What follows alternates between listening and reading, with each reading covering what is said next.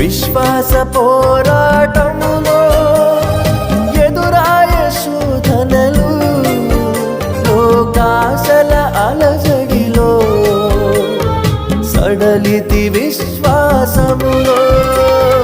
విశ్వాస పోరాటములో ఎదురాయ శోధనలు, లోకాశల అలజడిలో సడలితి విశ్వాసములో.